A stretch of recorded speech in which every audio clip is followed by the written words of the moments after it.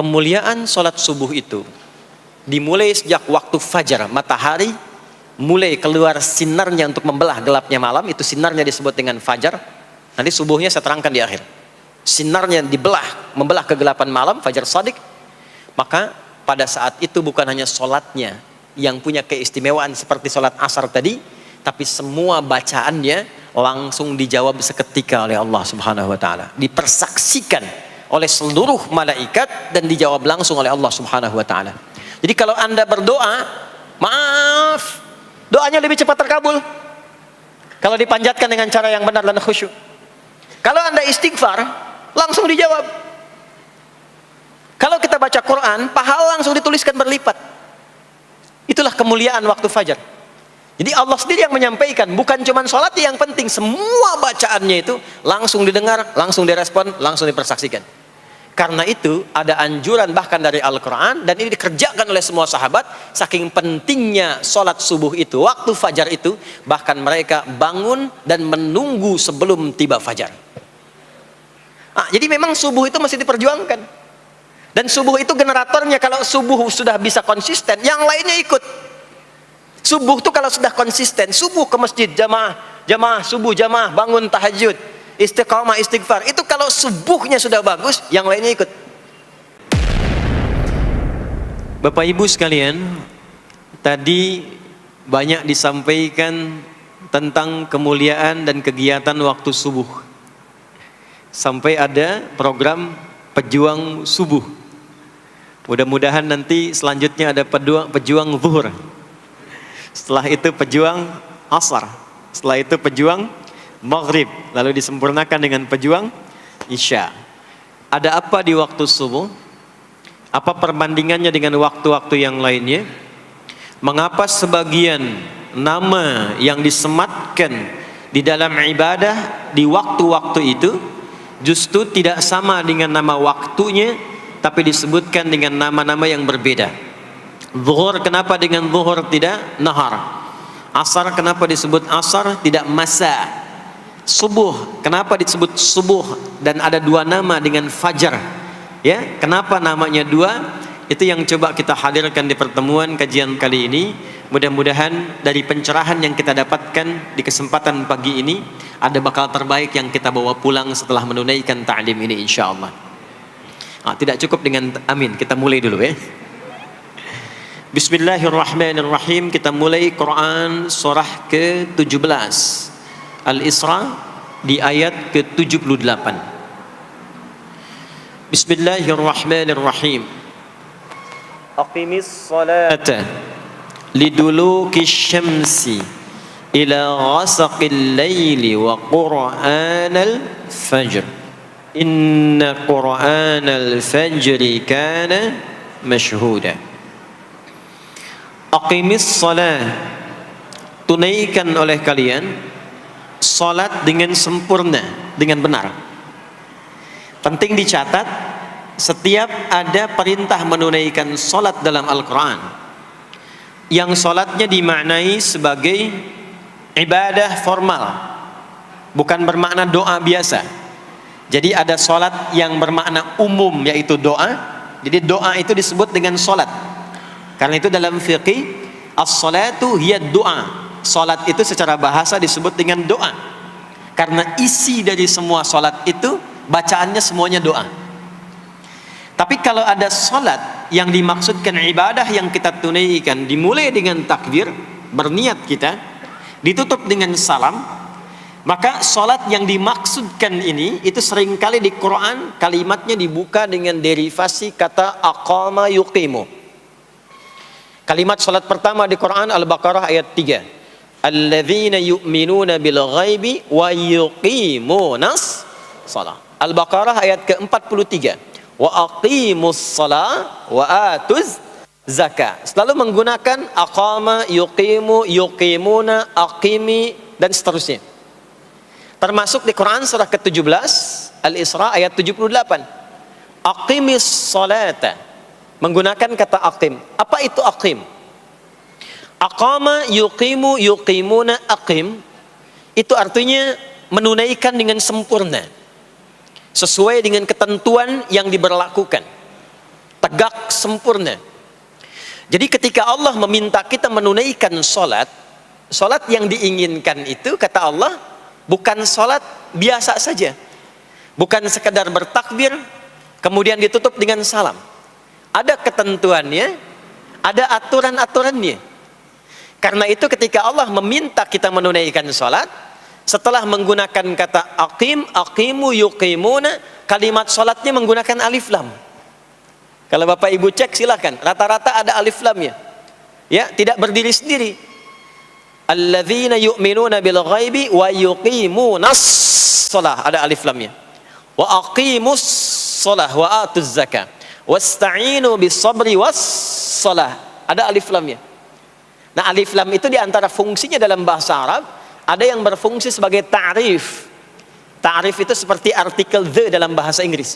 Ya, car itu banyak di luar, mobil. There are so many cars outside. Itu banyak sekali kendaraan di luar. Tapi kalau kita katakan the car, ya, yang ini bukan yang lain. As-shalah, kenapa menggunakan alif lam? Memberikan kesan yang diinginkan itu salat yang sesuai aturannya. Salat yang sesuai dengan ketentuannya. Karena itu di era Nabi SAW, boleh dicatat nanti hadisnya riwayat Muslim, nomor hadis 397, yang meriwayatkan nanti sahabat Abu Hurairah radhiyallahu taala anhu. Pelaku yang mengalami ini namanya Khalad bin Rafi' Az-Zuraiqi. Dikisahkan datang seorang sahabat, ya, Nabi SAW, kemudian dakhala ila al-Masjid Nabawi, kemudian masuk ke Masjid Nabi, fa shala bi jambin Nabi SAW. Maka ia salat di samping Nabi SAW, wan nabiyyu fi nahiyatin ukhra min al-masjid. Sedangkan Nabi di sisi yang lain di masjid itu. Kemudian ketika dia selesai, falamma sallama yaminan wa syamala, thumma atan nabiyya sallallahu alaihi wasallam. Ketika dia salam ke kanan dan ke kiri, lalu mendatangi Nabi sallallahu alaihi wasallam. Faqala, dia berkata, "Assalamu alayka ya Rasulullah." Ya, "Assalamu alayka ya Rasulullah." Kata Nabi, "Wa alaikassalam wa rahmatullah. Irji' shalli fa innaka lam tusalli." Kata Nabi, "Wa alaikassalam wa rahmatullah." Kamu salat lagi karena engkau belum salat. Padahal sudah salam. Fa'ada salatahu, kemudian dia mengulang salatnya. Thumma atan nabiyya, dia datang lagi ke Nabi SAW. Dia berkata, "Assalamu alayka ya Rasulullah." Dijawab dengan jawaban yang sama. Kata Nabi, "Wa alaikassalam wa rahmatullah. Irji' salli fa innaka lam tusalli." Kamu balik lagi salat karena engkau belum salat. Padahal sudah salam. Maka dia melakukan itu sampai 3 kali. Sampai dia berkata, "Ya Rasulullah, ma uhsinu ghairah." Ya Rasulullah, ini yang bisa saya kerjakan. Kalau ada yang kurang, alimni, mohon ajarkan saya bagaimana sholat yang sesuai aturan yang benar itu. Maka diajarkanlah oleh Nabi bahkan sejak wudu. Idza qumta ila shalah. Kembali muncul kalimat tadi, aqama yuqimu. Kata Nabi, jika engkau sholatnya ingin sempurna, fa asbighil wudu, maka mulai dengan wudu yang sempurna. Maka biasanya orang kelihatan dari wudunya. Orang yang baik sholatnya itu mulai kelihatan dari sejak wudunya. Jadi kalau wudunya tidak sempurna, buru-buru, yang dibasuh tidak sempurna, itu pasti akan berdampak kepada sholatnya. Setelah itu thumma istaqbil qiblah, lalu menghadap ke arah kiblat, lalu diajarkanlah oleh Nabi tata cara salat mulai dari takbir sampai dengan selesai salam. Nah, salat seperti ini jika benar oleh kita diikuti, jadi fokus baik-baik di sini, benar-benar diikuti oleh kita aturannya dari mulai wudu sampai dengan salam, maka Allah akan berkenan memberikan 5 kemuliaan yang dicurahkan pada seorang hamba saat di dunia. Jadi kalau pahala di akhirat, pahala sholat kita dapatnya di akhirat. Sekali menunaikan sholat dapat 10 poin. Itu ada di Quran surah ke-6 Al-An'am di ayat 160. Man jaa'a bil hasanati falahu asyru amthaliha. Siapa yang mengerjakan perbuatan hasanah, perbuatan baik yang punya nilai pahala, maka diberikan nilainya 10. Di dalam Al-Quran, sholat itu disebut dengan hasanah, perbuatan baik yang punya nilai pahala. Itu ada di Quran surah ke-11 Hud di ayat yang ke-114. Aqimis salata tarafain nahar wa zulafan minal lail innal hasanati yudhibnas sayyiat. Tunaikan salat di pembuka siang sampai akhirnya, sampai ketemu malam. Jadi dari subuh, zuhur, asar, maghrib sampai ke isya. Semua salat itu kata Allah disebut dengan hasanat. Innal hasanat. Hasanat jamak dari hasanah. Jadi salat disebut dengan hasanah. Kalau kita menunaikan salat di Al-An'am ayat ke-160, maka diberikan poin. Poinnya namanya ajrun. Ya, kita sebut dengan pahala. Pahala itu bahasa Qur'annya ajrun. Di Quran surah At-Tin, lahum ajrun ghairu mamnun. Begitu kita mengerjakan amal soleh, maka diberikan pahalanya. Perbuatan amal solehnya disebut dengan hasanah, pahalanya disebut dengan ajrun. 10 itu ngitungnya bukan begini, bukan 1, 2, 3, 4, itu terlalu sedikit. Di hadis Muslim, ukuran 1 keduanya 500 tahun, 2 ketiganya 500 tahun, 3 keempatnya 500 tahun. Jadi sekali kita menunaikan sholat 10 nilainya, setiap 10 itu 1 keduanya 500 tahun, 2 ketiganya 500 tahun. Kalau ditunaikan di masjid, ya, ditunaikan di masjid, nanti dapat lagi tambahan pahalanya. Baru masuk datang ke masjid dengan niat sholat, bukan yang lain ya. Kan ada orang yang kadang ke masjid niatnya tidak sempurna ibadah, mungkin janjian ketemu teman, ya, akhi, bro, ketemuan yuk, ya. Di mana? Di Pondok Indah aja, sambil sholat zuhur. Sambil sholat zuhur. Jadi sholatnya sambil, ya, nyambi itu, ya. Substansinya mau ketemu kan? Agenda intinya ketemuan sambil sholat zuhur. Nah, kalau kita niatkan mutlak untuk ibadah, apapun itu, mau sholat, mau baca Quran, mau i'tikaf, itu baru datang, baru menginjakkan masjid, masuk dengan kaki kanan, baru datang, itu sudah dicatatkan 25 kebaikan. Belum apa-ngapain. Jarak 1 keduanya tadi 500 tahun, 2 ketiga 500 tahun. Kalau dilakukan sholatnya berjamaah, maka dapat tambahan 27, kalikan 27. Sudah dapat 10, 10 kali 27 berapa tuh? Ya, 270. Setiap satunya kalikan 500 tahun. Maka sholat di masjid itu bukan main-main. Itu kelihatannya nanti 2. Saat sakaratul maut, pahala itu ditampakkan. Jadi pahala itu bukan sekarang. Pahala itu saat kita pulang. Nanti begitu akan meninggal, ditampakkan itu. Ya, pahala yang telah kita kerjakan itu dalam bentuk amal yang diridhoi oleh Allah. Makanya orang-orang yang rajin beramal saleh, ya, hasanahnya banyak, itu hidupnya tenang. Karena dia merasa tenang, jiwanya pun tenang. Ketika pulang pun dia berada dalam ketenangan. Itu yang menjadikan dia kadang senyum. Ada orang yang akan meninggal itu senyum. Dia sedang baca Quran, ada yang sedang duduk, ada yang sedang ngaji, ada yang sedang sholat. Saking tenangnya, panggilannya pun tenang. Quran surah 89 ayat ke-27 sampai ayat 30. Ya ayyatuhan nafsul mutmainnah, hei jiwa-jiwa yang tenang, irji'i ila rabbiki radiyatan mardiyah, cepat pulang, aku sudah ridha dengan amalmu, engkau pun akan ridha dengan pemberianku. Fadkhuli fi ibadi, masuk golongan hambaku. Ibad itu jamak dari kata abdun. Abdun itu adalah nama bagi hamba yang senantiasa memperbanyak ibadah. Ketika dia ibadah punya hasanat, maka dikonfirmasi saat pulangnya, ditampakkan hasanatnya, ditampakkan hasil pahalanya. Itu yang menjadikan, pernah dengar Sayyidah Asyah, Siti Asyah? Siapa beliau? Istrinya Fir'aun kan? Ya, kan ada kisah viral dalam Al-Quran. Ketika beliau akan dieksekusi oleh Fir'aun, la'natullahi alaihi, Fir'aun itu akan mengadab, akan menghukum istrinya sendiri, Sayyidah Asyah.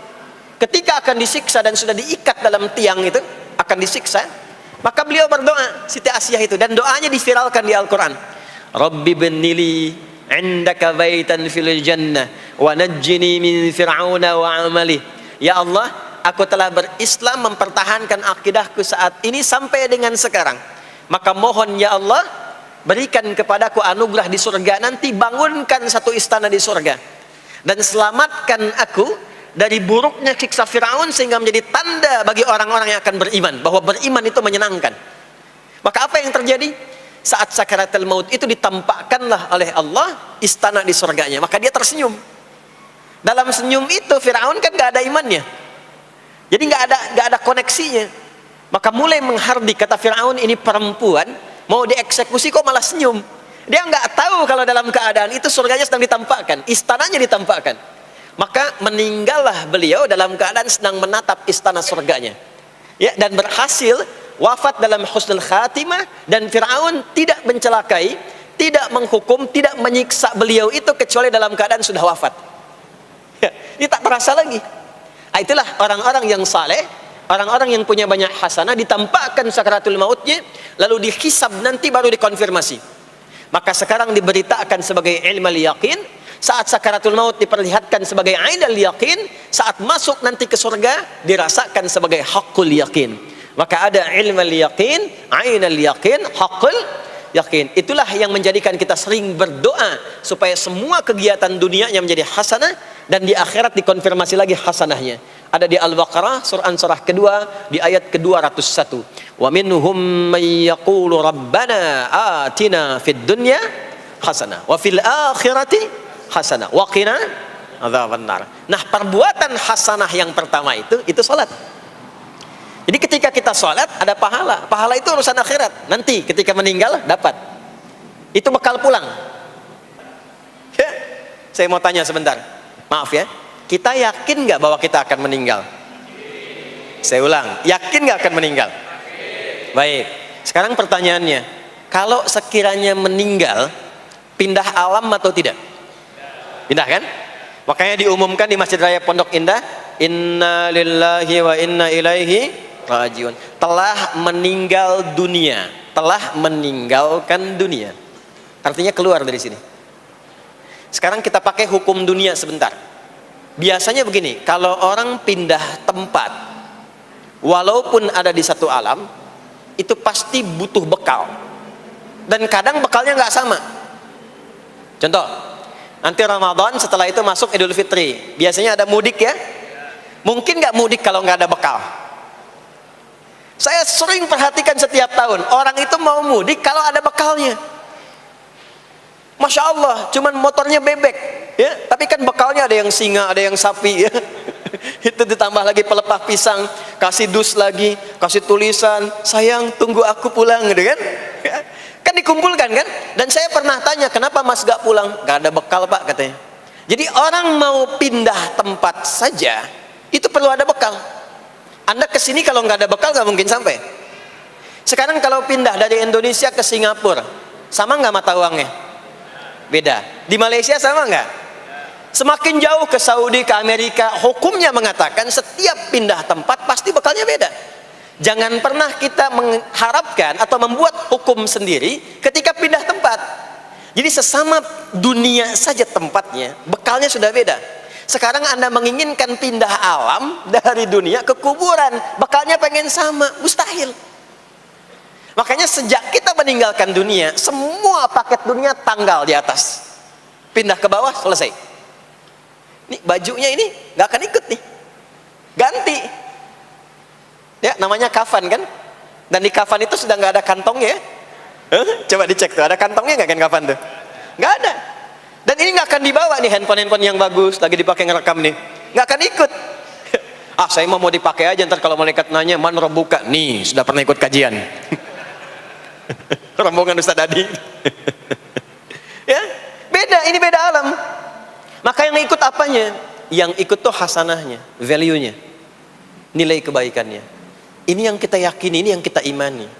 Jadi mumpung masih ada kehidupan, perbanyak. Kalau dulu sadar banyak yang salah, sekarang sisanya ganti dengan yang soleh. Kalau sudah diperlihatkan, sekarang kan banyak yang viral di YouTube, dilihat, didengar oleh telinga kita, disimak oleh kita, orang meninggal sedang sholat, orang meninggal setelah menjadi pemulung kebaikan, orang meninggal dalam keadaan baca Quran, diperlihatkan di mata kita. Kok bisa buka YouTube yang keluar di beranda itu? Itu kan hidayah. Jadi kalau sudah ditampakkan di depan mata, ya, didengar oleh kita, terlihat langsung, maka yang disadari salah yang dulu ganti dengan yang soleh sekarang.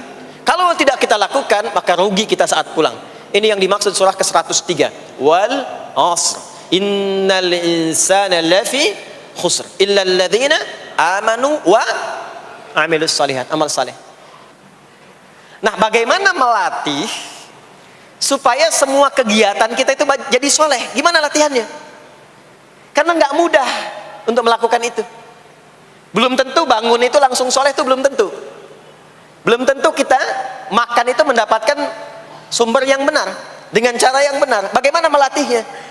Maka Allah berikan kepada kita waktu-waktu khusus untuk berlatih diri tersambung dengan Allah, yang dengan ketersambungan itu akan menjaga kita di semua keadaan, baik berdiri, jalan, duduk, kerja di kantor, tidur, rebahan. Sekarang banyak kaum rebahaners, ya, tiduran, itu dipastikan kalau tersambung dengan Allah, terkoneksi, semuanya soleh.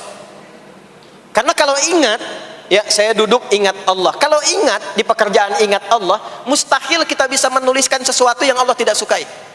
Tambahin nolnya, ya, bikin paraf, tanda tangan pada proyek yang tidak benar, mustahil. Karena ketika sedang tanda tangan ingat Allah.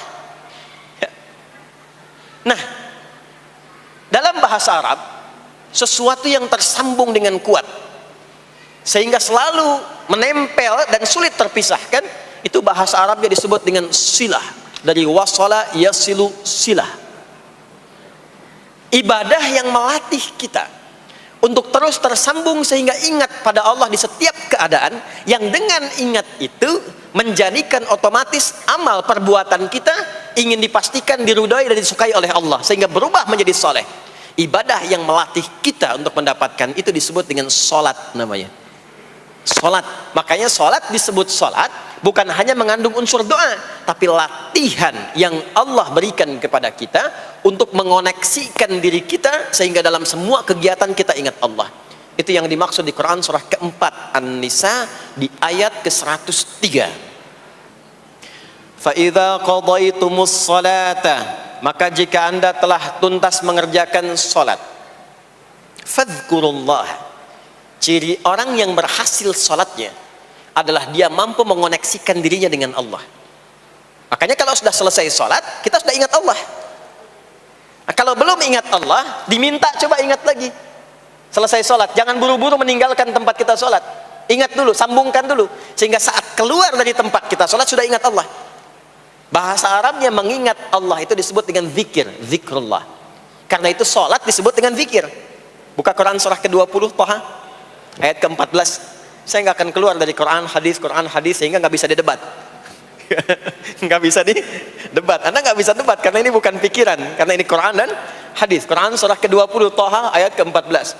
Innani anallahu la ilaha illa ana fa'budni wa aqimis salata lidzikri. Salat disebut dengan zikir.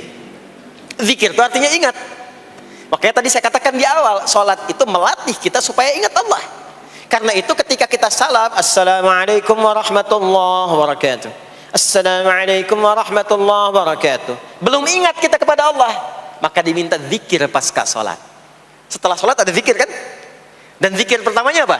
Hadis Muslim, astaghfirullah, astaghfirullah, astaghfirullah. Itu yang paling singkat. Kalau mau agak panjang, astaghfirullahalazim, alladzi la ilaha illa huwal hayyul qayyum wa atubu ilaihi. Kenapa istighfar? Karena kita memohon ampun kepada Allah kalau dalam sholat tadi belum nyambung sama Allah. Karena ada orang yang saat sholat bukan ingat Allah, dia masih ingat dunia. Padahal dari sejak awal sholat sudah diminta buang urusan dunia ke belakang. Makanya kita bertakbir, itu ada kitabnya. Asrarus shalah, nadharat fi ma'anis shalah. Ketika Anda mulai bertakbir, takbir begini, Allahu Akbar. Kenapa mengangkat tangan gini salah satunya? Di antara maknanya, buang urusan dunia ke belakang. Pasrahkan dirimu kepada Allah. Kalau sholatnya ingin khusyuk, jangan bawa urusan dunia ke dalam sholat. Buang. Yang menjadikan seseorang kurang khusyuk begitu takbir, dunia masih dibawa. Lisannya berucap Allahu Akbar, tapi pikirannya motor hu akbar, mobil hu akbar, ya kan? Status tuh belum diupdate hu akbar, ya, miss call belum dibalas hu akbar. Itu bermasalah, sehingga mudah dikerjai setan. Ada setan namanya khanzab di Sunan Abu Daud. Saat seseorang mulai bertakbir, kata Nabi, fayaqulu syaitanu, di situ setan mulai beraksi. Sebelum takbir kita dibikin fokus. Anda silahkan praktekkan. Kalau mau sholat rasanya fokus. Tapi mulai bertakbir Allahu Akbar, setan mulai beraksi, kata Nabi. Udhkur kata, udhkur kata. Ingat ini, ingat itu. hatta la yash'ural musalli kam rak'atan yusalli, sampai ada orang salat yang tidak sadar berapa rakaat sedang menunaikan salatnya. Subuh berapa rakaat tadi? 2 diucapkan, tapi ketika dipraktekkan ada yang 3. Ada yang 1. Ya, ada yang begitu. Ada, tapi di hati saya gitu ya.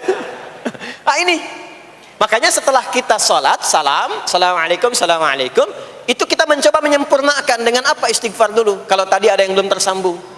Setelah itu apa? Kita sambungkan. Allahumma antas salam, subhanallah, alhamdulillah, Allahu akbar. Makanya dilatih 33 kali. Sekali belum nyambung, 2 kali. 2 kali belum nyambung, 3 kali. 3 kali belum ingat, 4 kali. Masa iya sih sampai 33 kali belum ingat juga? Bapak nama siapa? Joni. Siapa Pak? Joni. Siapa Pak? Joni. Siapa Pak? Apa enggak dengar saya Joni? Itu baru 3 kali. Ini kita 33 kali menyebutkan subhanallah. Masa enggak nyambung juga? Alhamdulillah 33 kali. Masa enggak syukur juga? Dilatih. Kalau sudah terkoneksi, inilah dia. Fadhkurullaha qiyama. Bangun dari salat, bangkit, selesai salat, mau kerja, mau kemanapun, ingat Allah. Jadi nggak ada istilahnya keluar masjid tertukar sendal, tuh nggak ada. Ada di sini yang tertukar sendal? Banyak. Insya Allah tidak ya. Kalau ingat Allah tuh nggak mungkin tertukar. Jadi begitu Anda akan menggunakan, yang punya orang lain sadar tuh. Astagfirullah, Allah mengawasi. Bukan punya saya walaupun mirip. Ya, walaupun mirip. Ya, pakai yang punya kita, itu akan diarahkan. Tapi kalau nggak ingat ada yang mengawasi, nggak ingat ada yang lihat, nggak ingat akan dihisab. Mana ya tadi? Oh, ini dia, masya Allah, lupa saya. Pakai masya Allah lah gitu. Dia pakai yang paling bagus tuh. Pulang dia, padahal dia ke masjid tuh nggak pakai sendal. Pekerjaan juga begitu, nggak akan sembarangan ngambil yang bukan haknya. Kerjakan proyek yang tidak benar. Demi Allah, kalau di Indonesia ini muslinya benar semua sholatnya, makmur. Wah, para polisi itu tenang tugasnya gitu. Ya, tentara juga nyaman. Di pekerjaan tuh nggak usah ada CCTV. Ya. Nggak usah ada e-tilang, nggak usah ada kamera di jalan, kan? Ini karena kenapa? Latihannya nggak maksimal. Ini pentingnya sholat itu. Jadi semua menjadi amal soleh. Semua jadi amal soleh. Begitu ingat Allah, maka berdiri ingat Allah, jalan ingat Allah, duduk ingat Allah, berbaring pun ingat Allah. Kalau sudah ingat Allah, pasti disebut nama Allah. Ini yang dimaksud hadis Nabi. Qala Rasulullah sallallahu alaihi wasallam, kullu amrin dhi balin la yubda'u fihi bi bismillahirrahmanirrahim fahuwa abtar. Setiap perbuatan yang baik yang dibenarkan oleh hati setiap hamba, lalu diikutkan bismillahirrahmanirrahim. Enggak mungkin orang nyebut bismillahirrahmanirrahim kalau enggak ingat Allah. Minum, bismillahirrahmanirrahim. Makan, bismillahirrahmanirrahim. Bekerja, bismillahirrahmanirrahim. Itu ketika dikerjakan langsung jadi hasanah. 10 poin. Ada pahalanya. Dan jangan dianggap ringan ya. Ini kalimat ringan tapi menentukan saat pulang, saat meninggal nanti. Nah, kalau nggak disebutkan bismillahirrahmanirrahim atau tidak bacakan doa yang menyertainya, maka jadi dunia saja, solehnya hilang, tinggal amalnya. Dibalasnya di dunia, akhiratnya nggak ada. Itu yang dimaksud Quran surah ke-25 Al-Furqan ayat 23. Wa qadimna ila ma 'amilu min 'amalin faj'alnahu haba'an manthura.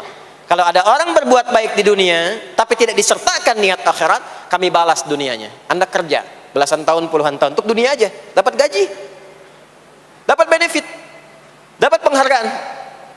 Ada yang juara, ada yang dapat bintang, champion, ya, ada yang promosi jabatan, tapi niatnya untuk dunia. Allah adil, kata Allah, kerja keras dia untuk dunia, saya balas dengan balasan dunia.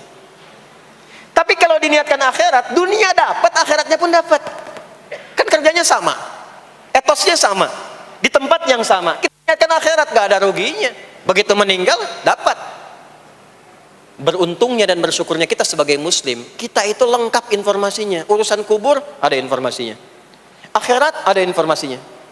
Silahkan komparasikan dengan informasi dan sumber manapun. Ditemukan nggak yang informasi detail seputar kubur, seputar hisab, seputar kiamat, seputar surga, seputar neraka? Cuma di Islam. Itu yang kita syukuri, supaya kita siap-siap. Bukan sekedar dibaca. Baca ada pahalanya, tapi siap-siap ada konsekuensi kebaikannya. Ini balik ke sini.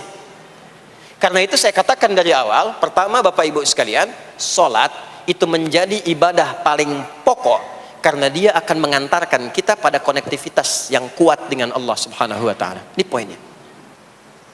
Kalau sudah nyambung dengan Allah, bukan cuma jadi amal soleh. Orang-orang yang tersambung dengan Allah di semua aktivitas kehidupannya, maka akan mendapat jaminan langsung dari Allah Subhanahu wa taala yang memudahkan semua urusan hidupnya. Mudah sukses, mudah bahagia, mudah tenang. Semua kemudahan yang kita raih dalam konteks kebahagiaan, ketenangan, kesuksesan itu kalau digabungkan semua maknanya, berubah katanya menjadi falah. Apa namanya? Falah. Falah itu bahagia, sukses, nyaman. Kalau dibuka kamus English Arabic misalnya, falah itu bahasa Inggrisnya success and happiness. Bukan cuma bahagia, bahagia dan sukses. Bukan cuma sukses, karena ada orang sukses belum tentu bahagia. Saya sering tanya yang ini nih, dan biasanya para ibu yang juara menjawabnya itu. Ya, pilih mana? Kaya tapi gelisah, atau miskin tapi tenang? Miskin tapi tenang. Sukses tapi gelisah, ya, atau miskin tapi tenang? Sukses tapi tenang, ya. Sukses dan bahagia. Nah, sukses dan bahagia itu bahasa Arabnya falah. Ini poinnya. Falah. Nah, sekarang coba kita dengar baik-baik. Cek telinganya masih ada nggak tuh? Cek telinga masih ada nggak? Setiap hari, di setiap pergantian waktu dalam sehari, pergantian waktu sehari itu ada 5. Dari mulai subuh, ke siang, zuhur, ke sore, asar, mau habis sore menjelang malam, maghrib, muncul malam, isya. Itu setiap hari 5 kali berganti waktu diperdengarkan oleh Allah. Hambaku, kamu harus bahagia. Hambaku, kamu harus sukses. Apapun pekerjaanmu, sukses. Apapun aktivitasmu, harus bahagia. Harus senang, harus tenang. Falah. Kuncinya apa? Salat. Diperdengarkanlah hayya 'alas shalah. Diperdengarkan di telinga kita. Telinga bahasa Arabnya udhun. Jamaknya adzan. Maka kalimat yang diperdengarkan 5 kali sehari itu disebut dengan adzan. Dan satu-satunya lafaz yang diperdengarkan 24 jam di muka bumi ini tak pernah berhenti. Makanya setiap tempat terjadi perbedaan waktu sholat. Ya, di sini tadi subuhnya jam berapa? 4.13, 12, 49, 4.10. Terjadi perbedaan pendapat tentang waktu subuh. Ya, ini menandakan bahwa bukan dari tempat yang sama. Saya di Bekasi tadi 4.9. 4:09, sini 4:13. Jadi setiap detik, setiap menit, ini adzan, sana adzan, ini adzan, sana adzan, terus bersautan. Dan kalau kita dengarkan sedunia itu dari beda waktu, 24 jam diperdengarkan. Hayya 'alas shalah, ayo salat. Kenapa mesti salat ya Allah? Hayya 'alal falah. Dengar tuh baik-baik kata Allah. Salat akan mengantarkan engkau pada kebahagiaan. Salat mendekatkan engkau pada kesuksesan. Salat mengantarkan engkau pada kedamaian. Makanya kalau orang sholat pasti tenang hatinya. Kalau nggak percaya silakan. Sholat itu diantara manfaatnya mendatangkan ketenangan. Sholat mendatangkan kesuksesan. Karena itu sholat bukan hanya ibadah yang diwajibkan pada umatnya Nabi Muhammad SAW saja, tidak. Semua nabi dan rasul yang pernah bertugas di bumi itu semuanya sholat dan meminta umatnya sholat. Hanya memang kita yang paling sempurna menunaikannya, caranya. Ya, dulu umat nabi-nabi lain juga sholat. Contoh, Nabi Musa sholat. Nanti diviralkan di Quran surah ke-20, Thaha ayat 14. Nabi Isa alaihi salam yang paling dekat ke Nabi Muhammad 600 tahun sebelum Nabi lahir, itu sholat. Beliau sholat. Diviralkan di Quran surah 19 Maryam ayat 31 sampai 33. Ya, sampai ke 33-nya wa ja'alani mubarakan aina ma kuntu wa awsani bis shalah. Salat. Siapa lagi? Nabi Zakaria. Nabi Zakaria itu kapan beliau mendapatkan berita gembira akan punya anak? Saat sholat. Jadi berdoa, masuk ke mihrabnya Maryam, melihat Maryam punya banyak keistimewaan, maka beliau sholat di mihrabnya itu. Di Quran surah ketiga Ali Imran ayat 38 sampai 39. Hunalika da'a Zakaria rabbah qala rabbi habli min ladunka dzurriyyatan thayyibah innaka sami'ud du'a. Turun jawaban, fanadathul malaikatu wa huwa qa'imun yusalli fil mihrab anna Allah yubashshiruka bi Yahya.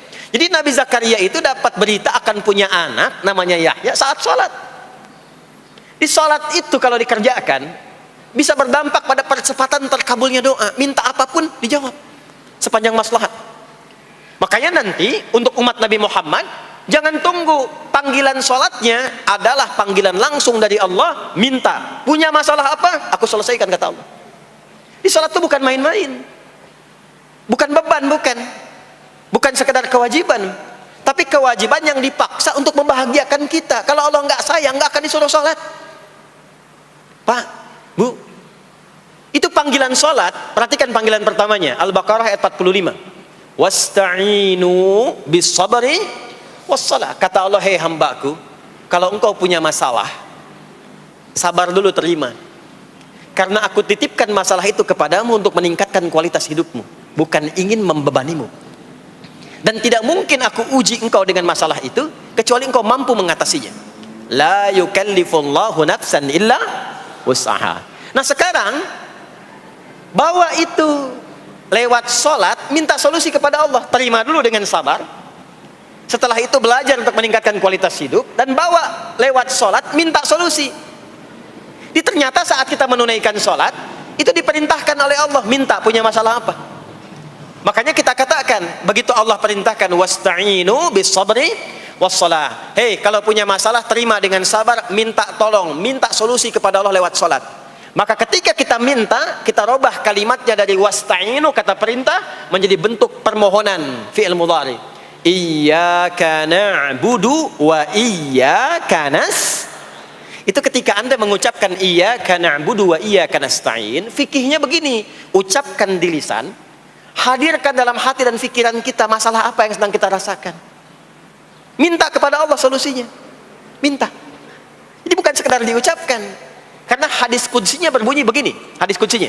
An Abi Hurairah radhiyallahu taala anhu qala, qala Rasulullah sallallahu alaihi wasallam, qala Allah azza wa jalla, Allah berfirman. Saya langsung saja ke bagian kalimat iyyaka na'budunya. Idza qala al-'abdu, kalau seorang hamba berkata dalam salatnya, iyyaka na'budu wa iyyaka nasta'in, ya Allah, sekarang hamba salat kepadamu, ibadah hanya kepadamu, seperti yang kau perintahkan. Maka hamba memohon kepadamu, ya Allah, seperti yang kau janjikan. Wa iyyaka nasta'in.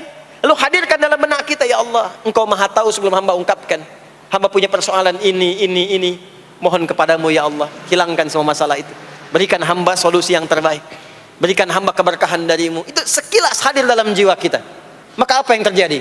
Qala Allah azza wa jalla, dijawab kalimatnya itu, hadza baini wa baina 'abdi wa li 'abdi ma sa'al. Ini perjanjian antara aku dengan hambaku. Kalau hambaku benar sholatnya sampai kalimat ini, apapun yang dia mintakan sekarang, aku akan kabulkan. Sepanjang itu ada maslahat untuk dirinya. Dicontohkan itu oleh Nabi Zakaria. Beliau itu minta saat berdiri, Pak, bukan saat sujud. Dimulai dari berdiri, nanti akumulasinya saat sujud. Itu berdiri aja, kalau benar mintanya dikabulkan. Tidak menunggu selesai sholat. Dan ada fikihnya, nggak sembarangan, ada fikihnya nanti. Ada fikihnya, ya, ada tuntunannya. Poinnya adalah sholat itu solusi. Makanya jangankan Nabi yang tadi saya sebutkan, Nabi Ismail itu saking pentingnya sholat, wasiat beliau yang diviralkan di Al-Quran untuk semua keluarganya, sholat. Ada di Quran surah 19 Maryam ayat 55. Wa kana ya'muru ahlahu bis salah. Kata Allah, dan tercatat Ismail itu pernah berwasiat meminta semua keluarganya, hei, sholat. Jadi kalau kita mau urut sampai ke atas, semua sholat. Muhammad sallallahu alaihi wasallam bin Abdullah bin Abdul Muttalib bin Hashim bin Abdul Manaf bin Qusay bin Murrah bin Kilab bin Ka'ab bin Ghalib bin Fikir bin Malik bin Nadar bin Kinana bin Khuzaimah bin Mudrikah bin Ilyas bin Nizar bin Mudar bin Ma'ad bin Adnan bin Addi bin Adri bin Muqawwam bin Nahur bin Tarikh bin Ya'rub bin Yasjub bin Nabit bin Ismail alaihi salam bin Ibrahim alaihi salam bin Azar atau bin Nahur bin Abir bin Kinan bin Arfakhshad bin Sam bin Nuh alaihi salam bin Mikhlail Batusyalah bin Kinan bin Anwas bin Thith bin Adam alaihi salam. Semua salat. Coba ulangi itu. Semua salat. Para nabi salat, para rasul salat. Anda bukan nabi, bukan rasul, nggak mau sholat dan pengen mudah hidupnya, pengen masuk surga Firdaus lagi, Anda sehat. Jadi ini pentingnya salat itu bukan cuma kewajiban, tapi diwajibkan, dipaksa dengan wajib itu supaya bahagia, supaya falah. Makanya kalau ada panggilan azan, cara memahaminya ini falah. Oh, ini solusi saya di sini nih. Kebahagiaan saya ada di sini. Kesuksesan saya ada di sini. Ya, makanya ketika dipanggil oleh muadzin, hayya 'alas shalah, labbaik, siap saya. Di sini. Ini poinnya. Nah, saya sambungkan kembali, ya. Ketika seseorang dilatih lewat salat dan sudah mulai tersambung dengan Allah Subhanahu wa taala, maksudnya ingat Allah, tertatalah semua aktivitasnya. Maka berubahlah lewat salat ini, lewat latihan ini, semua kegiatannya berubah, didorong menjadi amal soleh. Karena itu, setiap orang yang salatnya benar, yang pertama dianugerahkan oleh Allah kepada orang salat itu bukan dunia. Bukan dunia. Tapi perubahan perilakunya menjadi lebih baik. Jadi bukan kaya dulu. Ya. Abdurrahman bin Auf tuh hijrah masuk Islam. Dilatih sholat, malah hartanya hilang semua dirampas. Ya. Tapi setelah itu jadi apa? Jadi orang paling kaya. Ya. Abu Bakar As-Siddiq, Utsman bin Affan, Umar bin Khattab. Pertama kali masuk Islam kan latihannya sholat. Apakah langsung kaya? Jadi pemimpin? Jadi diplomat? Amr bin As bisa ekspedisi dari Afrika Utara sampai ke Syam? Tidak. Yang diberikan apa? Perubahan perilaku dulu, dihilangkan sifat-sifat buruknya, dijaga dengan kemuliaan. Jadi dua sumber yang menjadikan manusia itu buruk dalam nafsunya itu ada dua. Di nafsu itu nanti punya dorongan untuk mengarahkan kepada yang buruk, namanya fujur. Lawannya nanti takwa. Lawannya takwa. Di Quran surah Asy-Syams surah 91 ayat 7 sampai 10, wa nafsin wa ma sawwaha fa'alhamaha fujuraha wa taqwaha. Nah, fujur itu nanti yang membisikkan, mengarahkan kepada hal-hal yang negatif. Itu yang ditunggangi oleh setan. Setan memberikan was-was itu ke nafsu, ke fujurnya. Alladzi yuwaswisu fi sudur innas. Di dalam sudur ada qalbu, di dalam qalbu ada nafas, di dalam nafas ada fujur. Fujur itu yang digoda. Maka keluarlah kemudian dua hal. Yang pertama ada yang disebut dengan fahsya. Fahsya itu dorongan dari syahwat untuk berbuat yang menyimpang. Pornografi, porno aksi, LGBT, kata-kata jorok itu fahsya. Fahsya. Nanti temannya adalah mungkar. Mungkar itu keburukan yang diingkari, ditolak oleh hati, sumbernya nafsu perut dan akal. Mencuri itu mungkar. Merampok itu mungkar. Korupsi, membunuh, menipu itu mungkar. Jadi sumber keburukan itu cuma dua. Kalau bukan fahsya itu mungkar. Orang yang sholatnya benar, maka parameternya itu, ukuran pertama kali dia dapatkan adalah ditutupnya oleh Allah, dijaganya oleh Allah keadaan nafsunya, sehingga dia tidak dikontrol oleh perbuatan fahsya dan mungkarnya. Maka aktiflah sinyal takwanya. Takwa itu lawan nafsu. Makanya nanti kaitan takwa dengan nafsu sama-sama disebutkan. Nafsu 115 kali, takwa yang terkait fungsi nafsu 115 kali. Takwa digembosi, ya, awas, diwaswasi oleh setan, setan disebutkan 88 kali. Takwa disupport oleh malaikat, malaikat di Quran disebutkan 88 kali. Ini bukan ilmu tak-atik, hitung sendiri aja kalau mau. Itu menarik tuh. Karena sama, kalau Anda mendengar suara adzan kan ada bisikan kan? Cepat, sudah adzan, siap-siap. Itu malaikat tuh. Tapi begitu selesai adzan, la ilaha illallah, tenang, baru adzan, belum qomat. Itu setan. Terus dua-duanya tuh, ya, memberikan bisikan, yang satu mensupport dan seterusnya. Yang paling menarik adalah kalau sholat kita benar, maka sinyal takwa aktif. Makanya amalan takwa pertama itu sholat. Setelah beriman, amalan takwa pertama sholat. Al-Baqarah ayat 2 dan 3. Dzalikal kitabu la raiba fi hudal lil muttaqin. Siapa muttaqin, orang takwa di situ? Ayat 3-nya, alladzina yu'minuna bil ghaibi wa yuqimunas shalah. Jadi kalau salatnya aktif, takwanya aktif, sinyalnya aktif, sinyal itu yang akan menutup fahsya dan mungkar. Maka turunlah Quran surah ke-29 ayat ke-45.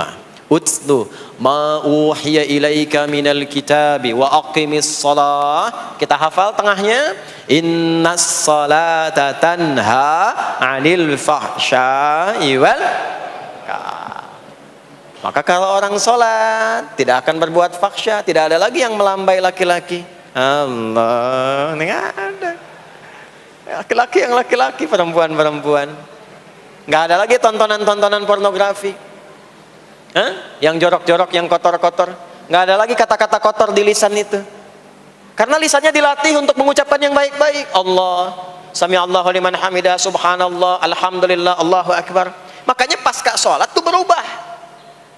Maaf ya, Allah tidak memberikan kepada Nabi Muhammad SAW tongkatnya Nabi Musa, mukjizatnya Nabi Isa, apalagi Nabi Ibrahim dan selainnya. Tapi Allah turunkan Al-Quran kepada Nabi Muhammad SAW, lalu dipraktekkan Quran itu pertama lewat sholat. Anda tahu apa yang terjadi? Nabi Muhammad itu diutus oleh Allah dalam lingkup masyarakat yang sangat terbelakang dan hatam kriminal. Jadi kriminalnya bukan dikerjakan, hatam. Dan nyaris tidak kenal kebaikan, makanya disebut dengan jahiliyah. Kalau Bapak Ibu tanya di zaman Nabi, ya maaf, ada pezina? Bukan cuman ada, hatam, perfeksionis zinanya. Gitu. Membunuh itu, ya, mabuk, ada orang mabuk kekinian di zaman jahiliyah, pemabuk amatir itu 5 kali sehari mabuknya. Yang amatir. Jadi kalau baru mabuk sekali, 2 kali itu coba-coba. Amatir itu 5 kali. Pembegal. Ya, sekarang kita dengar berita ada begal ini itu. Jahiliyah itu sekampung begal semua. Kampung Gifar. Tapi Allah menghendaki Rasulullah latih lewat sholat. Apa yang terjadi? Berubah jahiliyah itu, berubah menjadi khairu ummah. Umat terbaik yang paling teladan, yang menginspirasi, yang pernah berkehidupan di bumi. Sampai persaksiannya dari Allah langsung, turun Quran surah ketiga Ali Imran ayat 110. Kuntum khaira ummatin ukhrijat linnas. Jadi kalau ada orang dermawan, itu yang paling dermawan. Kalau ada orang sabar, itu yang paling sabar. Kalau ada pasar yang paling ideal, itu yang paling bagus. Berubah itu. Ya. Kenal Abu Dzar Al-Ghifari? Oh yo, kenal. Enggak. Abu Dzar Al-Ghifari itu nama aslinya Jundub bin Junadah. Di antara pemimpin begal di zamannya. Dari kota Ghifar. Ghifar itu kampung begal asalnya. Ya, alhamdulillah. Masuk Islam. Datang ke Mekah. Bertemu dengan Rasulullah. Begitu masuk Islam, kata Jundub bin Junadah, ya Rasulullah, ausini au kama qala, berikan saya nasihat. Kata Nabi, pulang sekarang. Kata beliau, enggak, saya mau umumkan keislaman saya depan Ka'bah. Kata Nabi, jangan lakukan. Sekarang orang masih belum tahu tentang Islam, nanti marah kamu dipukuli. Kata beliau, ya Rasulullah, saya ini membegal terang-terangan, masa bersyahadat sembunyi-sembunyi? Maka keluar ke depan Ka'bah, dia katakan, ya ma'asyara Quraisyin, hei semua orang Quraisy. Datang orang. Usyhidu bi annahu la ilaha illallah wa anna Muhammad Rasulullah. Aku bersaksi, syahadat la ilaha illallah Muhammad Rasulullah. Kalian mau apa? Dipukulin sampai pingsan. Sampai ketika akan diteruskan, ada riwayat mengatakan datang Sayyidina Ali bin Abi Thalib, ada yang mengatakan Sayyidina Hamzah, ya, bin Abdul Muttalib radhiyallahu ta'ala anhuma jami'an. Datang menyampaikan, jangan teruskan. Kalau ini meninggal, ini wafat, kita akan celaka karena kafilah kita akan lewat desa Ghifar. Kalau lewat Ghifar gak akan berhasil niaga kita, katanya. Ya, karena akan dihabisi semua ini orang Ghifar. Maka dibiarkan pergi, pulang. Tahu apa yang terjadi? Begitu Nabi hijrah ke Madinah, dikagetkan dengan suara kaki yang berdecak kencang. Bang, bung, bang, bung, bang, bung. Ternyata ada berita gembira. Sekampung begal Ghifar itu masuk Islam semuanya. Berubah jadi baik. Untuk menginspirasi generasi kemudian, maka dipopulerkanlah oleh beliau kunyahnya dengan nama daerahnya. Sayalah Abu Dzar Al-Ghifari. Al-Ghifari itu maksudnya apa? Dulu saya ini berasal dari Ghifar, kampung saya kampung begal. Cuma karena saya masuk Islam, diajarin sholat, diajarin baik, sekampung baik semua. Ya. Makanya orang-orang Arab setelah itu, bahkan non-Arab, kalau datang memperkenalkan daerahnya. Imam Al-Bukhari, itu nama aslinya bukan Al-Bukhari. Nama aslinya Muhammad. Punya bapak namanya Ismail, punya kakek namanya Ibrahim, kakek buyutnya Al-Bughirah, yang buyutnya Al-Bardizbah. Tinggal di kecamatan Ju'fah, Kabupaten Bukhara, Provinsi Khorasan, sekarang negaranya Uzbekistan. karena berasal dari Bukhara, datanglah beliau kemudian ke Arab, sekarang ke Jazirah, ke Mekah, ke Madinah, memperkenalkan, saya bukan orang Arab, saya dari Bukhara. Rumusnya tambah alif lam di depannya, ujungnya tutup dengan i. Al-Bukhari, saya dari Bukhara. Diperkenalkan, maksudnya apa? Islam sudah masuk ke tempat saya, orang-orangnya sudah baik, orang-orangnya sudah khusyuk. Itu memperkenalkan. Orang tua kita Syekh Yasin dari Padang, maka diperkenalkan Syekh Yasin Al-Padangi. Syekh Ahmad Khatib dari Minangkabau, Syekh Ahmad Khatib Al-Minangkabawi. Syekh Abdul Somad dari Palembang, Syekh Abdul Somad Al-Palembangi. Syekh Nawawi dari Banten, Syekh Nawawi Al-Bantani. Ya, nanti ada Pak Ghafur dari Pondok Indah, ya, Masjid Raya Pondok Indah, datang ke Mekah umrah haji. Ana Ghafur Al-Masjid Raya Al-Pondok Indahi gitu. Itulah salat. Salat. Jadi salat itu merubah keadaan kita lebih baik. Itulah sebabnya kenapa 5 waktu. Karena Allah inginkan di setiap waktu kita jadi orang baik. Di setiap waktu kita bahagia. Setiap waktu selesai persoalan. Datang masalah subuh, ya, antara subuh ke zuhur kan ada masalah tuh. Gak mungkin ada orang dari subuh ke zuhur gak punya masalah tuh, gak mungkin. Tuh wajahnya udah kelihatan tuh. Ya, makanya kita datang, ya, menghadap kepada Allah, minta diselesaikan, minta diberikan taufik, sujud kita, diberikanlah solusi. Zuhur ke asar ada masalah, datang saat asar. Asar ke maghrib punya masalah, datang. Makanya semua ulama dulu seperti itu. Al-Bukhari itu menuliskan kitab sahihnya itu 16 tahun. Setiap satu hadis akan ditulis, salat dulu. Salat dulu. Begitu tenang, nyaman, baru tuliskan. 16 tahun. Itulah salat. Nah, dari sekian waktu yang 5 kali itu, ada waktu yang spesial. Waktu spesial inilah yang ingin saya bahas, yang tadi disampaikan dalam pengantar sambutan. Jadi ini inti yang mau saya katakan. Ini barusan muqaddimah tuh. Barusan muqaddimah. Baik. Kan kita salat berapa kali sehari? Ya, kita hitung. 1, subuh. 2, zuhur. 3, keempat, yang kelima, isya. Berapa jumlah rakaatnya? 17. Baik ya. Itu nomor telepon untuk koneksinya. Koneksi kita dengan Allah nomornya catat ya, 24434. Ya, kalau ditanya berapa nomor koneksi dengan Allah? 24434. Subuh 2, zuhur 4, asar 4, maghrib 3, isya 4. 5 waktu kan? Baik. Di 5 waktu ini kita dijaga, diinginkan menjadi hamba yang baik, bahagia, nggak lekat dengan masalah, tuntas semua. Saking sayangnya Allah sama kita. Kalau nggak sayang nggak disuruh sholat. Itulah sebabnya ketika diperintahkan menunaikan waktu sholat, diberikanlah gambaran waktunya. Tapi yang jadi persoalan kita sekarang yang akan dibahas, di antara sekian waktu itu ada waktu-waktu yang spesial.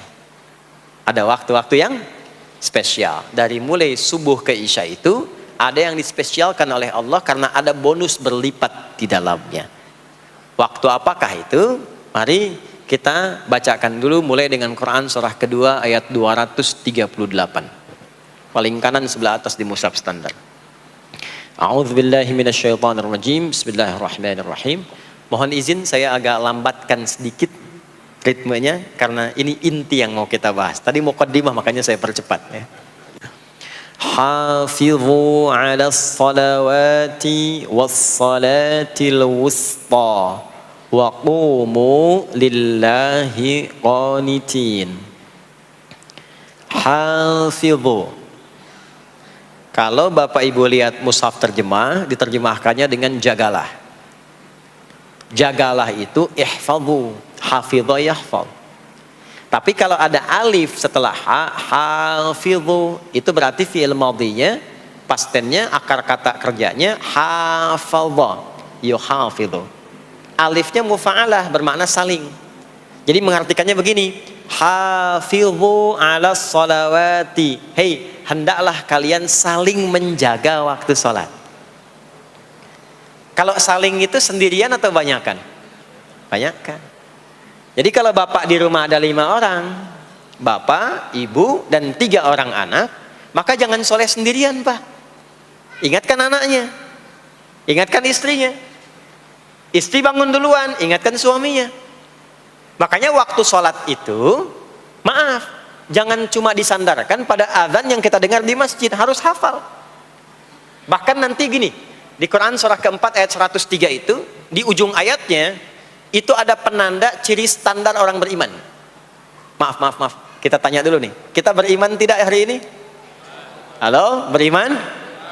Hati-hati ya, karena kata Nabi ada yang subuh beriman, sorenya sudah kufur tuh. Ya, yusbihu mu'mina wa yumsi kafira. Hati-hati ya. Yuk, apa ciri orang beriman tuh? Iman itu konfirmasinya bisa didapatkan satu melalui suara adzan. Adzan itu sama dengan penanda waktu sholat. Tahu dari mana iman itu bisa dicek dengan suara adzan? Quran surah ke-8 Al-Anfal di ayat yang kedua. Innamal mu'minuna alladzina idza dzukirallahu wajilat qulubuhum. Sungguh insan beriman itu ciri standarnya bisa dilihat. Kalau disebutkan nama Allah, ada konfirmasi iman dalam hatinya. Jadi iman itu letaknya di kolbu. Nanti konfirmasinya lewat suara adzan, dipanggil, disebutkan nama Allah. Makanya disebutkan nama Allah 5 kali dalam sehari untuk mengecek iman ada nggak dari subuh sampai isya. Ya, Allahu Akbar, Allahu Akbar. Ada getaran di hati kita, sudah adzan. Nah, itulah iman. Itulah iman. Makanya orang yang punya iman dengan yang belum punya iman akan beda getarannya. Ini hanya dimiliki oleh orang yang punya iman saja. Yang belum punya iman nggak bisa, nggak punya itu. Allahu Akbar, Allahu Akbar. Surah apaan nih? Toanya kencang banget, ya. Tapi kalau orang beriman, Allahu Akbar, Allahu Akbar, ya Allah sudah adzan. Itu konfirmasi itu. Nanti semakin tinggi imannya, bahkan ada yang orang sudah menunggu sebelum tiba waktunya. Tadi subuh jam 4 lewat 13 di sini. Ada yang nunggu dari jam 3. Padahal belum dipanggil. Ya. Masya Allah. Di Bekasi 4 lewat 9.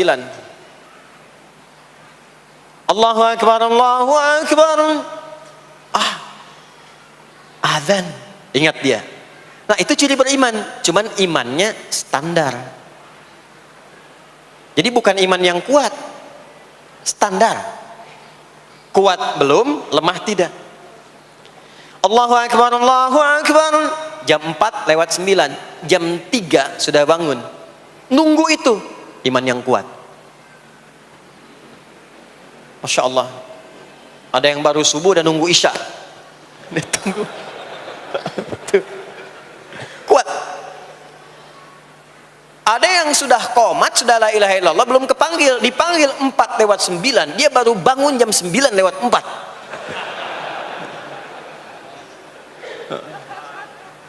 Tuh. Nah, ini iman lemah. Di bawah. Ciri standar, karena dipanggil ingat, maka ciri standar orang beriman itu tahu waktu sholat. Harus tahu Pak, Bu. Itu standarnya. Itu ada di Quran surah keempat, di akhir ayat 103. Inna salata kanat 'alal mu'minina kitaban mawquta. Kalau pakai terjemah balaghah itu bunyinya begini, sungguh orang beriman itu pasti tahu waktu sholat. Nah, jadi kalau ditanya jam berapa zuhur nanti belum bisa kita jawab dengan sempurna, itu artinya apa? Imannya belum naik itu ke level standar, belum menguat. Ya, ini poinnya. Nanti kapan waktu sholat itu tiba? Kalau ada yang belum ingat, jangan dibiarkan tidak ingat. Makanya kata Al-Quran, saling menjaga ya waktu sholat itu. Jangan sampai di keluargamu, ada temanmu, kolegamu, bahkan tetanggamu itu nggak tahu waktu sholat. Bahkan nggak sholat, itu bahaya. Kalau memang sayang sama anak, ingatkan. Sayang istri dengan suami, ingatkan. Tanda istri beriman yang cinta dengan suaminya, tanda pertamanya ketika mengingatkan suaminya pada semua hal yang disukai oleh Allah. Begitu sebaliknya. Maka kata Allah, hei, saling jaga ya. Waktu sholat yang fardu itu yang 5 waktu. Di antara yang 5 itu ada yang spesial. Wassalatil wusta. Waktu yang pertengahan. Tengah-tengah. Di antara 5 waktu itu. Sebentar. Sholat ada sholat apa saja? Subuh. Kemudian? Zuhur. Kemudian? Asar, kemudian nggak cukup, ambil ke sini, maghrib, kemudian isya. Jadi yang sholat pertengahan yang mana? Jangan lihat tulisannya itu, ya, karena subuh di tengah-tengah disebutnya subuh ya. Surat pertengahan yang mana? Asar apa subuh? Subuh apa asar? Apa dalilnya? Kita pakai dalil. Nah, sholat pertengahan itu disebutkan oleh Nabi itu ada dua. Ada subuh dan asar. Qala Rasulullah sallallahu alaihi wasallam yata'aqabuna fiikum malaikatul laili wa malaikatun nahari fi salatil asri wa fi salatil fajri. Berebut semua malaikat yang bertugas di siang dan malam, berebut membersamai kita. Kalau berebut itu artinya kalau ada yang berdoa diaminkan, kalau ada yang mohon ampun diistighfarkan oleh malaikat. Jadi malaikatnya minta kepada Allah, ya Allah ampuni si fulan, ya Allah ampuni si fulan, ya Allah si fulan, dan seterusnya sampai selesai. Itu khusus di salat asar dan salat subuh.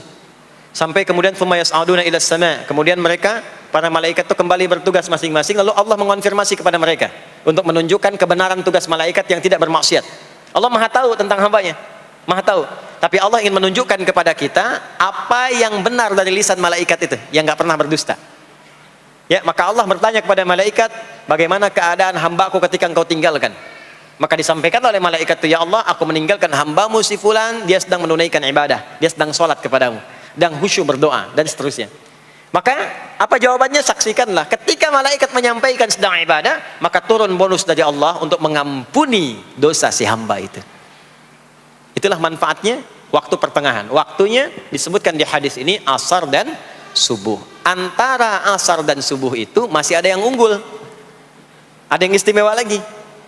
Apa yang istimewa? Antara asar dan subuh yang istimewa terletak di subuhnya. Jadi dari 5 waktu ini, yang pertengahan asar dan subuh, karena amal di bawah ditunjukkan untuk mendapatkan penilaian langsung dari Allah seketika dan memberikan jawaban dari apa yang kita inginkan, asar dan subuh. Tapi dibandingkan asar dengan subuh, bila keduanya dibandingkan, dua-duanya mulia. Maka subuh punya kemuliaan yang tidak dimiliki oleh asar. Ya, makanya nanti asar bisa bertemu dengan zuhur, masih ada jama, masih ada qasar. Maghrib ketemu isya, masih ada jama, ada qasar. Ya, tapi subuh nggak bisa di jama, nggak bisa di qasar.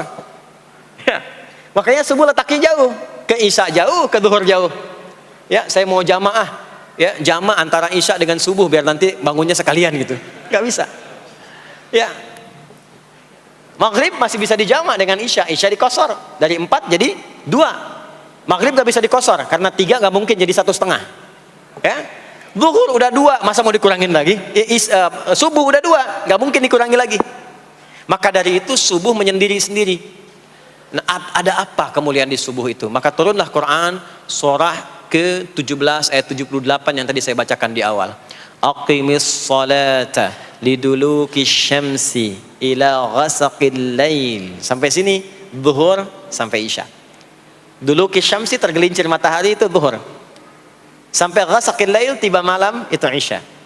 Lalu ditutup ujungnya wa qur'anal fajr. Khusus untuk subuh itu ditambahkan selain salat ada bahasa Quran di Quran sendiri. Apa itu Quran? Halo, apa itu Quran? Kalau tidak tahu cepat katakan wallahu a'lam. Apa itu Quran? Allahu a'lam. Ada Quran, ada Al-Quran. Ada Quran, ada Al-Quran. Kalau yang disebut Al-Quran itu mutlak firman Allah. Dari mulai Al-Fatihah sampai An-Nas. Ini yang terdapat di dalam mushaf ini, di 2 jilid ini. Ya, itu Al-Quran. Kalau disebutkan Quran tanpa alif lam, maka yang dimaksudkan bacaan secara umum. Apakah itu Al-Quran, doa, istighfar, semua bacaan itu Quran. Kemuliaan sholat subuh itu dimulai sejak waktu fajar, matahari mulai keluar sinarnya untuk membelah gelapnya malam, itu sinarnya disebut dengan fajar. Nanti subuhnya saya terangkan di akhir. Sinarnya dibelah, membelah kegelapan malam, fajar shadiq. Maka pada saat itu bukan hanya sholatnya yang punya keistimewaan seperti sholat asar tadi, tapi semua bacaannya langsung dijawab seketika oleh Allah Subhanahu wa taala, dipersaksikan oleh seluruh malaikat dan dijawab langsung oleh Allah Subhanahu wa taala. Jadi kalau Anda berdoa, maaf, doanya lebih cepat terkabul kalau dipanjatkan dengan cara yang benar dan khusyuk. Kalau Anda istighfar, langsung dijawab. Kalau kita baca Quran, pahala langsung dituliskan berlipat. Itulah kemuliaan waktu fajar. Jadi Allah sendiri yang menyampaikan, bukan cuma sholat yang penting, semua bacaannya itu langsung didengar, langsung direspon, langsung dipersaksikan. Karena itu ada anjuran bahkan dari Al-Quran, dan ini dikerjakan oleh semua sahabat, saking pentingnya sholat subuh itu, waktu fajar itu, bahkan mereka bangun dan menunggu sebelum tiba fajar. Maka disitulah muncul kemudian tahajud. Maka muncullah kemudian istighfar sebelum waktu subuh. Ya, ada amalan, ini saya mau kasih rahasia ya. Tapi tolong jaga, ini antara kita saja di sini. Ya, rahasia. Ada waktu sebelum subuh. Cuman 15 sampai 20 menit kurang lebih. Ingat ya, kalau dikonversi sekitar 15 sampai 20 menit waktunya. Namanya waktu sahar. Sahar, jamaknya ashar. Jamak itu karena setiap hari oleh Allah dikasih itu. Sahar, jamaknya ashar. Rahasianya di mana? Bapak Ibu, ini waktu yang paling cepat untuk terkabulnya doa. Anda mau minta apa saja, hadisnya qudsi. Ibadi, kata Allah, hambaku, siapapun yang bermohon sekarang aku kabulkan, yang minta aku berikan. Wa man istaghfara li ghafartu lah. Siapa yang minta ampunan, istighfar, aku ampuni dia sekarang juga. Baik. Bapak Ibu begini, saya tanya nih, kalau ditawarkan minta apa saja diberi. Ya. Terus minta ampun juga diampuni. Pilih mana? Minta apa saja diberi, mau minta apa saja, atau mau minta ampunan istighfar? Pilih mana? Jujur aja, kalau ada proyek nilainya 100 miliar, ya, ada utang 1 miliar belum ditutup, terus suruh minta apa saja diberikan. Pilih mana? Minta 100 miliar, potensi dikabulkan, atau minta diampuni dosa? Pilih mana? Pilih salah satu, nggak usah dua-duanya. Oh, ada tawaran dikasih 100 miliar atau diampuni dosa, pilih mana?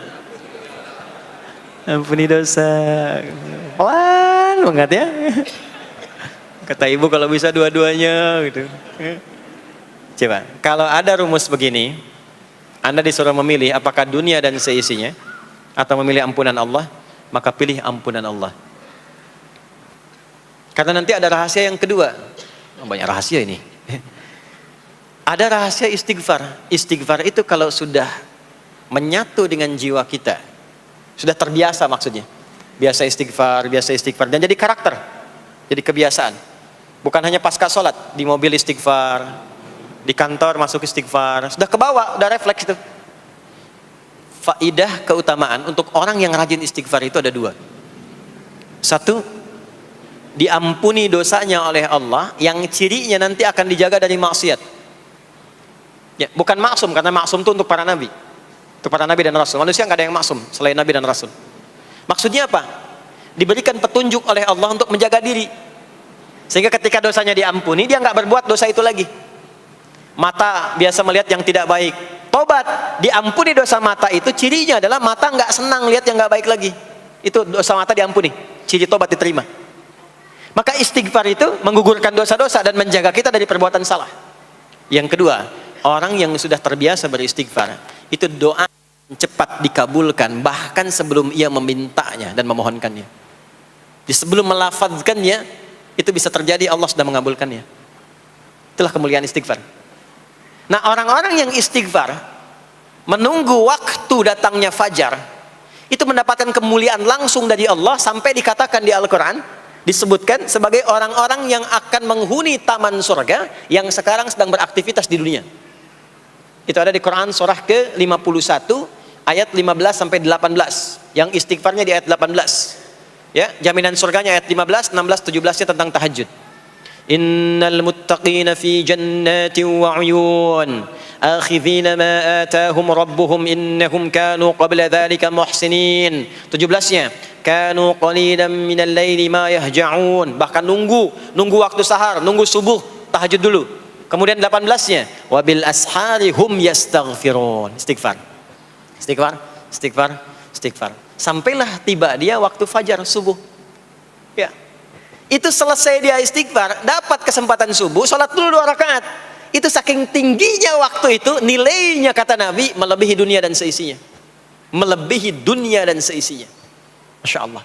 Makanya muncul kemudian sabda Nabi, raka'atul fajri khairum minad dunya wa ma fiha. 2 rakaat subuh ini daripada dunia dan seisinya. Itu asalnya di sini. Jadi memang subuh itu masih diperjuangkan. Dan subuh itu generatornya, kalau subuh sudah bisa konsisten, yang lainnya ikut. Subuh itu kalau sudah konsisten, subuh ke masjid jamaah, subuh jamaah, bangun tahajud, istiqamah, istighfar. Itu kalau subuhnya sudah bagus, yang lainnya ikut. Ya. Makanya ada kaum yang sekarang sangat khawatir jumlah orang Islam kalau sholat subuh itu seperti sholat Jumat, sangat takut itu.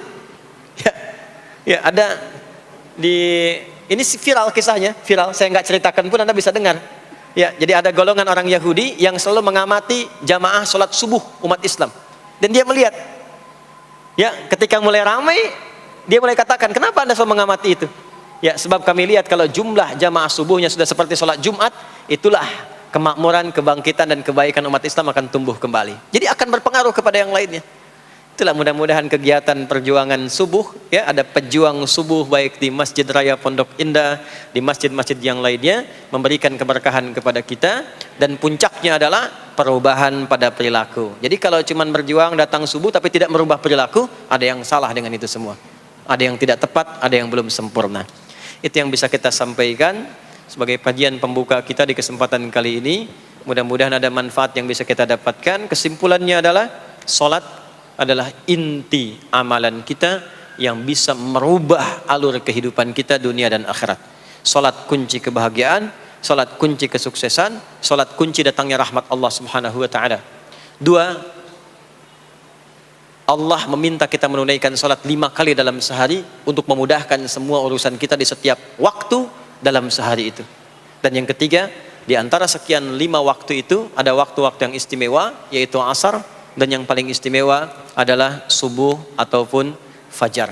Mudah-mudahan kita bisa konsisten menunaikan dan menjaga waktu salat itu sampai kita pulang kepada Allah dalam keadaan husnul khatimah. Sementara itu yang disampaikan. Baik, mudah-mudahan ada keberkahan dari apa yang telah disampaikan. Pasti apa yang saya sampaikan pasti ada salah, pasti ada yang kurang tepat, pasti ada yang keliru disampaikan. Mohon diingatkan supaya saya koreksi, tinggalkan yang salahnya, ambil yang benar, yang baik, yang kira-kira bisa diamalkan. Jauhi hal-hal yang bisa menjauhkan kita dari Allah, dan semoga kita semua diwafatkan dalam keadaan husnul khatimah insyaallah. Allahumma taqabbal minna innaka antas sami'ul alim wa tub 'alaina innaka antat tawwabur rahim. Allahumma nahmaduka hamdan syakirin kama 'allamtana an nahmadak wa nashkuruka syukran kama 'allamtana an nashkurak antal muqaddim antal muakhir biyadikal khair innaka 'ala kulli syai'in qadir. Allahumma ij'al jam'ana hadza jam'an marhuma wa tafarruqana min ba'dihi tafarruqan ma'suma. Ya Allah, jadikan pengajian kami pagi di siang hari ini pengajian yang Kau berkahi, dan bila pun kami berpisah, jadikan perpisahan kami mengantarkan pada kemuliaan yang lebih baik di sisimu. Rabbana la tada' lana fi maqamina hadza dhanban illa ghafartah. Ya Allah, jika ada pendosa hadir di majlis ini, jangan biarkan ia pulang kecuali Engkau telah ampuni segala dosa-dosanya. Wala hamman illa farajtah. Jika ada yang tengah merasakan kegelisahan, jangan biarkan ia pulang kecuali Engkau telah tenangkan keadaan hatinya. Wala asiran illa yassartah. Jika ada yang tengah mengalami kesulitan dalam kehidupannya, di rumah tangganya atau pekerjaannya, maka mohon dengan keikhlasannya angkat dan hilangkan semua kesulitannya. Rabbana atina fid dunya hasanah wa fil akhirati hasanah wa qina adzabannar. Wa sallallahu ala sayyidina Muhammad wa ala alihi wa sahbihi ajma'in.